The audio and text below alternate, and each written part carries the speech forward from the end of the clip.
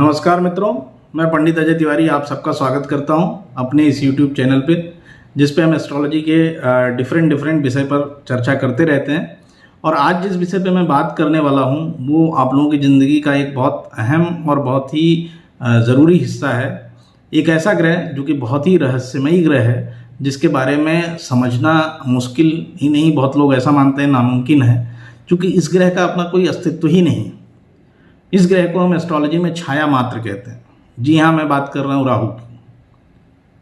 राहु एक ऐसा ग्रह है जिसको हम लोगों ने एस्ट्रोलॉजी में 2 पॉइंट मात्र माना है, राहु और केतु को, कि ये चंद्रमा के 2 नोड्स हैं, 2 पॉइंट्स हैं। ठीक है, इसको हम लोग छाया ग्रह के रूप में देखते हैं। जो 9 ग्रह हम एस्ट्रोलॉजी में मानते हैं उसमें 7 मूल ग्रह हैं और ये 2 छाया ग्रह हैं। तो राहु छाया ग्रह है, जिसका अपना खुद का कोई अस्तित्व ही नहीं है। जिसका खुद का कोई अस्तित्व ही नहीं है उसको समझना सोचिए कितना कठिन है। अर्थात आप चल रहे हैं, आपकी परछाई है, छाया है, उसको आप कैसे समझ सकते हैं? उसमें आप अंदाज़ा लगा सकते हैं कि हाँ मेरी छाया अब छोटी हो रही है, अब बड़ी हो रही है, अब ये हो रहा है, अब ये हो रहा है, लेकिन आप एग्जैक्ट नहीं बता सकते कि मेरी छाया का स्वरूप कैसा होगा।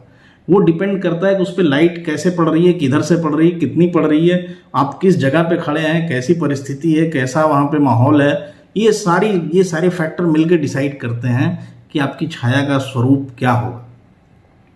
अब अगर इसको हम राहु के साथ भी फिक्स करें इसी एग्जाम्पल को, तो इसी तरीके से राहु भी छाया ग्रह है। राहु की अपनी कोई स्थिति नहीं, अपना कोई हाउस नहीं, अपनी कोई पोजीशन नहीं। कोई कैसे जज करे कि राहु एग्जैक्टली क्या करने वाला है? तो उसके लिए क्या है, राहु किस भाव में बैठा है, किस ग्रह के साथ बैठा है, चूंकि बिना प्रकाश के छाया नहीं हो सकती ना। इसी तरीके से बिना किसी ग्रह के, बिना किसी दृष्टि के, बिना किसी भाव के राहु का अपना भी कोई अस्तित्व, कोई फल नहीं हो सकता है। शास्त्रों में बोलते हैं शनिवत राहु, अर्थात शनि के हिसाब से राहु कार्य करता है, कि जैसा शनि बोलेगा वैसा राहु कार्य करेगा, ऐसा शास्त्रों में लिखा हुआ है। अब शनिवत राहु तो इसलिए राहु और शनि को कई लोग एक जैसा ही पढ़ते हैं, कि जैसा शनि होगा वैसा ही राहु हो जाएगा। ठीक है, कुछ लोग मानते हैं कि जब 6, 8, 12 में जो ग्रह होते हैं वो खराब माने जाते हैं, चाहे वो शनि हो, चाहे राहु हो, चाहे कोई भी ग्रह हो। ठीक है, तो उस कॉन्सेप्ट को लेते हुए किसी के अगर 12वें भाव में राहु चला गया, 8वें भाव में राहु चला गया, 6वें भाव, तो उसको खराब मान लेते हैं, बिना ये देखे हुए कि उस पर कौन से ग्रह की दृष्टि है, किस ग्रह के साथ बैठा हुआ है, किस ग्रह के साथ फल दे रहा है। तो ये सारी चीज़ें एक साथ जोड़ करके फिर देखनी चाहिए राहु को समझने के लिए। अब राहु को समझने के लिए हम लोग माइथोलॉजी में जाते हैं, थोड़ा पीछे जाते हैं कि माइथोलॉजी या हमारी जो आध्यात्मिक कहानियाँ वो क्या बोलती हैं राहु की उत्पत्ति के बारे में। तो राहु की उत्पत्ति के बारे में जो एक सबसे फेमस स्टोरी है वो है समुद्र मंथन के समय की। समुद्र मंथन होने पर 2 चीज़ें, विष और अमृत, दोनों निकले। विष को तो नीलकंठधारी भगवान महाप्रभु शिव ने ग्रहण किया, पर अमृत को लेने के लिए लाइन लग गई। विष को लेने के लिए कोई नहीं था, उसके लिए नीलकंठ को आना पड़ा। अमृत के लिए पूरी लाइन लग गई, तो अब मारामारी मच गई। तो ऐसे में विष्णु भगवान ने मोहिनी स्वरूप धरा और असुरों को एक लाइन में बैठाया और देवताओं को एक लाइन में बैठाया। उन्होंने 2 घड़े लिए, एक घड़े में उन्होंने अमृत रखा और एक घड़े में उन्होंने मदिरा रखी। तो वो उस विशेष प्रयोजन से असुरों को वो मदिरा देते रहते थे और एक तरफ देवताओं को दूसरे वाले मटके से वो अमृत पिलाते रहते थे। ये बात जो है स्वरभानु करके एक राक्षस था, उसको समझ में आ गई। उसने देखा देवताओं को तो अमृत मिल रहा है लेकिन राक्षसों को मदिरा मिल रही है, तो उसने अपना भेष बदला, देवताओं जैसा भेष बनाया और जाके देवताओं की लाइन में चुपचाप बैठ गया। उसको ऐसा करते हुए सूर्य और चंद्रमा ने देखा, पर उनकी हिम्मत नहीं हुई ये चीज़ बताने की, उठ के स्वरभानु के डर से। फिर जैसे ही उसको पिलाने वाले थे, उसके एक बूंद चला भी गया था, तब सूर्य और चंद्रमा ने इशारा करके बताया कि ये तो राक्षस है, मोहिनी को। तो भगवान विष्णु अपने पूर्ण रूप में आ गए और उन्होंने चक्र से उसका गला काट दिया। अब चूंकि वो अमृत पी लिया था तो इसलिए अमर हो गया, उसका गला अलग हो गया और धड़ अलग हो गया। तो जो सर का भाग है उसको ही राहु कहते हैं और जो धड़ है वो केतु है। अर्थात आपका जो दिमाग है, आपकी जो सोच है, आपका जो पूरा यहाँ से ऊपर का भाग है वो क्या है, राहु है। इसलिए राहु का आधिपत्य कहाँ है, आपके दिमाग पे ही राहु का आधिपत्य हो गया। आपकी पूरी बॉडी में सबसे पावरफुल चीज़ क्या है, आपका माइंड। अब माइंड पे ही उसका अधिकार है। और सोचिए राहु कितना पावरफुल होगा कि जब उसने वो अपना भेष बदला तो सूर्य चंद्रमा की ये हिम्मत नहीं हुई कि उसके खिलाफ जाकर के ये बोलें कि ये आदमी ऐसे बैठ गया है। और आज भी हम मानते हैं उसी की वजह से कि जो सूर्य पे ग्रहण लगता है और राहु लगाता है और चंद्रमा पे केतु लगाता है। आज भी जिससे पूरी हमारी ये व्यवस्था चलती है मानव जीवन की, सूर्य और चंद्रमा से चलती है, उस पर भी ग्रहण लगाने वाला कौन है? राहु और केतु। तो सोचिए राहु और केतु कितने बलशाली, कितने पावरफुल हैं। सूर्य को ग्रहण लगाने का कार्य राहु के अलावा सिर्फ एक बार हनुमान जी ने किया, जब वो बाल समय रवि भक्ष लिए तब, तीनों लोग भयो अधियारो, तो बाल समय में हनुमान जी ने कार्य किया था। उसके अलावा ये कार्य और कोई नहीं कर पाया। तो आप सोचिए कि कितने पावरफुल है राहु। अब इतने पावरफुल हैं तो जो हम बात करते हैं उनके नकारात्मक पक्षों की ज़्यादा बात करते हैं, उनके सकारात्मक पक्षों की कम बात करते हैं। अब जिसका आपके दिमाग पे अधिकार है, आपके पूरे माइंड पे, आपकी सोच पे अधिकार है, उससे आप ऐसे नॉर्मल तरीके से नहीं जीत सकते हो ना। तो जब आपका पूरा माइंड, पूरे विचार ही उनके कैप्चर में है, तो उनके जो सकारात्मक पक्ष हैं वो भी आपको दिखेंगे, जो नकारात्मक पक्ष है वो भी आपको दिखेंगे। हम लोग नकारात्मक पक्ष ज़्यादा देखते हैं, सकारात्मक पक्ष कम देखते हैं। राहुदेव जो है, राहुदेव को इसीलिए जो छल कपट से चूंकि इनका उत्पत्ति हुआ है, तो इसलिए वो छल कपट का आधिपत्य है उनके पास। Rahudev out of the box सोचने वाले हैं। जैसे पूरे उसमें बट रहा था, उन्होंने ये देखा कि नहीं, ये देवताओं को तो अमृत मिल रहा है और इन लोगों को तो मदिरा मिल रही, तो मुझे उधर जाना चाहिए। तो उन्होंने फटाफट भेष बदला और उधर जाके बैठ गए और उन्होंने अमृत पी भी लिया।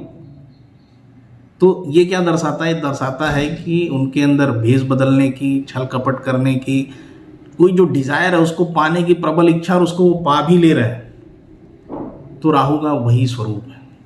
राहु के आपके अंदर की इच्छा है, आपकी डिज़ायर है कोई चीज़ पाने की, आपकी महत्वाकांक्षा है, उसके लिए आपको किस स्तर तक जाना है, उस चीज़ के लिए प्रेरित करने का पैशन राहु है। इसीलिए राजनीति में, पॉलिटिक्स में, बिजनेसमैन्स में आज के समय में जितनी मोह माया है, अर्थात गाड़ी, बंगला, रुपया, पैसा, धन दौलत, ये सब राहु के पास है। आज की डेट का इंटरनेट, ये इसका कारक राहु है। आज की डेट के सैटेलाइट्स, ये सब राहु के अधीन आते हैं। इंजीनियरिंग, स्पेस इंजीनियरिंग, ये सब कुछ क्या है? ये सब कुछ राहु के ही अधीन है। इसलिए राहु हमारे जीवन का आज की डेट का सबसे इंटीग्रल पार्ट है। इसलिए राहु को कलयुग का राजा कहते हैं। राहु विदेश गमन का भी कारक है। राहु दुर्गा का उपासक है। राहु सांप की जैसी आकृति वाला है, ड्रैगन हेड बोलते हैं उसको, ठीक है, अर्थात ये टेढ़ी मेढ़ी चाल चलने वाला है। तो राहु जो भ्रम की स्थिति है, जो ऐसी स्थिति जिसमें कि आप, जो कल्पनाशील व्यक्ति है उसके अंदर जो माइंड है वो राहु का माइंड है। अब राहु इसके साथ साथ मानसिक अवसाद का भी कारक है। अगर ये एनर्जी थोड़ी बिगड़ी तो यही एनर्जी आपको मानसिक अवसाद की तरफ भी ले जाती है। चूँकि राहु जब आप भ्रम की स्थिति देता है तो वो आपको मानसिक अवसाद, मानसिक डिप्रेशन, जो जितने भी मानसिक विकार हैं उनका भी कारक राहु है। और जिस भी कुंडली में राहु चंद्रमा एक साथ हो जाता है तो आप देखिए वो कुंडली के अंदर उसको, उस व्यक्ति को जरूर जीवन के किसी न किसी पड़ाव में मानसिक अवसादों, मानसिक रोगों से गुजरना ही होता है। और इसके प्रॉपर अनुसंधान है हम लोगों के पास में। अभी हम लोग मनोचिकित्सकों के साथ मिल करके एक 400-500 कुंडलियाँ इकट्ठा करके ये खोज करने की कोशिश में हैं कि क्या राहु और चंद्रमा ही मानसिक रोगों के लिए रिस्पॉन्सिबल हैं या कुछ और भी ग्रह इसमें इन्वॉल्व होते हैं, या एग्जैक्ट रीज़न क्या है। तो वो भी जब एक बार हम लोगों का अनुसंधान पूरा होगा तो एक वीडियो बना करके आप लोगों के समक्ष वो भी प्रस्तुत करेंगे। तो राहु इसलिए बहुत ही पावरफुल ग्रह है। अब राहु के लिए भ्रांतियाँ क्या है? काल सर्प दोष, राहु की महादशा, इसमें व्यक्ति बर्बाद हो जाता है, इसमें व्यक्ति का पूरा जीवन खत्म हो जाता है। पर क्या ये सत्य है? राहु के जो नकारात्मक प्रभाव हैं, जी हाँ, वो बिल्कुल बहुत ही ज़्यादा भयावह भी होते हैं। तो इसलिए सत्य है, चूँकि मानसिक अवसाद हो गया, आपको सुसाइडल टेंडेंसी आ गई, आप कूद पड़े कहीं से, आपने जान दे दिया, तो ये सब चीज़ें क्या है? ये एक्सट्रीम कंडीशन है। तो राहु एक्सट्रीम कंडीशन वाला है, वो या तो सब पालेगा या सब खो देगा। जैसे आप स्वरभानु की कथा में देखेंगे तो उसने पाने के लिए भेष बदला और पा लिया, उसके बाद भले उसका गला कट गया लेकिन उसने वो चीज़ पा ली। तो ये एक्सट्रीम वाले लोग होते हैं। जब राहु आपकी कुंडली में या आपके दशा, अंतरदशा में एक्टिव होता है तो उस समय आप एक्सट्रीम काम करेंगे, बीच में नहीं रहेंगे, या तो सब कुछ मेरा या कुछ भी मेरा नहीं, ऐसी सोच होती है। तो राहु को अगर हम देखें कि क्या राहु का जो ये सब पीरियड है, जो राहु की काल सर्प दोष है, क्या वो रियल में जो है नुकसान ही करता है सिर्फ? तो ऐसा नहीं है। अगर ऐसा होता तो तो आप देखिए सचिन तेंदुलकर की कुंडली में काल सर्प दोष है, पंडित जवाहरलाल नेहरू की कुंडली में काल सर्प दोष था, भरत शाह, आपके हर्षद मेहता, इन सब की कुंडलियों में आपका काल सर्प दोष था। पर क्या ये लोग अपनी ज़िंदगी में असफल लोग थे? अगर आप देखें तो सचिन तेंदुलकर से बड़ा क्रिकेटर किसी को नहीं बोलते हैं, गॉड ऑफ क्रिकेट बोलते हैं उसको। जितना भी नेम फेम सब चीज़ सब मिला उनको, पैसा रुपया हर चीज़ मिली उनको। सबसे बड़ी जो काल सर्प दोष में हम मानते हैं कि राहु केतु के अंडर में सारे ग्रह आ जाते हैं उस एक्सिस में, जिसकी वजह से उस व्यक्ति को जीवन में बहुत सारी कठिनाइयाँ झेलनी पड़ती हैं। पर क्या ये रियलिटी है? तो अब मैंने जो आपको बताया कि सचिन तेंदुलकर ले लीजिए, आप पंडित जवाहरलाल नेहरू ले लीजिए, देश के सबसे लोकप्रिय प्रधानमंत्रियों में से एक रहे हैं, और उनको जेल भी हुई, ये सारी कठिनाइयाँ भी उन्होंने झेली, लेकिन जितना भोग विलास, जितनी सब चीज़ें, सुख साधन, भौतिक सुख साधन, वो सब पंडित जवाहरलाल नेहरू के पास था। इसी तरीके से हर्षद मेहता ले लीजिए, आप भरत शाह, जितने भी आप ले लीजिए ऐसे बड़े बड़े लोग, सबकी कुंडली में कहीं ना कहीं राहु का प्रभाव रहता ही है। इसी तरीके से राजनीति में सफल होने के लिए आपको राहु का स्ट्रांग होना अनिवार्य ही है, इसेंशियल फैक्टर है कि राहु अगर आपकी कुंडली में स्ट्रांग है तो आप एक अच्छे राजनेता बन पाएंगे। दूसरा, राहु की दशा, महादशा, अंतरदशा। अब राहु की 18 साल की महादशा होती है। अब ऐसा होगा क्या कि राहु की पूरी महादशा आपके लिए खराब ही जाए? क्योंकि 18 साल का पीरियड है। जिसने ये शास्त्र बनाए, जिसने ज्योतिष शास्त्र की रचना की, क्या वो लोगों ने कुछ तो लॉजिक लगाया होगा कि इतनी लंबी दशा रखी उन्होंने? मंगल की 7 साल की दशा रखी, चंद्रमा की 10 साल की रखी, बृहस्पति की 16 साल की रखी। बृहस्पति से भी बड़ा लंबा दशा पीरियड दिया गया राहु को, 18 साल। तो उसके पीछे कुछ लॉजिक तो होगा ना। क्या 18 के 18 साल आपके खराब ही जाने वाले हैं? जी नहीं, बिल्कुल होता ही नहीं ऐसा कि 18 के 18 साल आपके खराब ही जाएंगे। हाँ, राहु के लिए आपको जो सावधानी बरतनी होती है वो ये कि जब राहु का पीरियड चल रहा हो उस समय आप मेटेरियलिस्टिक चीज़ों की बात करें। क्योंकि राहु क्या है? तत्व प्रधान है। वो रजोगुण का स्वामी है, वो तमोगुण का स्वामी है। उसको धन दौलत, रुपया, पैसा, गाड़ी, बंगला, ऐश्वर्य, महत्वाकांक्षा, पैशन को पूरा करने के लिए तो सब चाहिए उसको। उसके पीछे आप लग जाइए। इमोशनल जो इम्बैलेंस आपका, जितनी इमोशनल चीज़ें हैं, घर के लड़ाई झगड़े, भाई बहन के झगड़े, हस्बैंड वाइफ के झगड़े, इनको इग्नोर करिए। आप अपने एक कार्य में लग जाइए, वो है सिर्फ और सिर्फ दौलत कमाना या पैसा कमाना। देखिए आपकी दिन दूनी रात चौगुनी इस समय में उन्नति होगी। आप अडानी की कुंडली ले लीजिए, उसमें भी काल सर्प दोष है। आप अंबानी की कुंडली ले लीजिए, 12वें भाव में राहु है। ऐसे में तो उनको बर्बाद हो जाना चाहिए था, मुकेश अंबानी।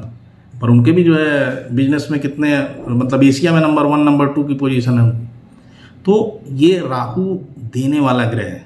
राहु को सिर्फ समझने की ज़रूरत है, राहु से डरने की ज़रूरत नहीं है। राहु भाग्य विधाता हो सकता है। राहु आपकी ज़िंदगी का जो ट्रांसफॉर्मेशन होता है उसके लिए ज़रूरी है, अर्थात आपका 360 डिग्री परिवर्तन कर सकता है। जब राहु की दशा आती है तो लोग वो चीज़ें अचीव कर लेते हैं जो उन्होंने कभी सोची भी नहीं थी जीवन में। राहु इतना पावरफुल प्लैनेट है।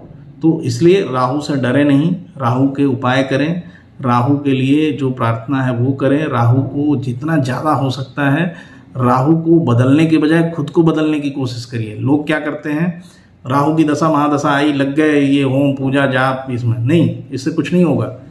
राहु जो कहता है, राहु के अनुसार उस फ्लो में बस जाते रहिए, मत घबराइए इससे कि क्या हो रहा है क्या नहीं हो रहा है। वो चूंकि दिमाग का कारक है आपके, जितना आप उसको अपोज करेंगे उतना ही आपके दिमाग पे और ज़्यादा प्रभावित होता जाएगा। और आपके विचार, आपकी सोच आपके पूरे दिमाग को ऐसा हिला देगा ना कि या तो आप मानसिक अवसाद में चले जाएंगे या पूरी तरीके से बर्बाद हो जाएंगे। और इसीलिए राहु से लोग डरते हैं, क्योंकि वो रजिस्ट करते हैं। राहु का जब भी पीरियड चल रहा हो आपको रजिस्ट करने की ज़रूरत नहीं है।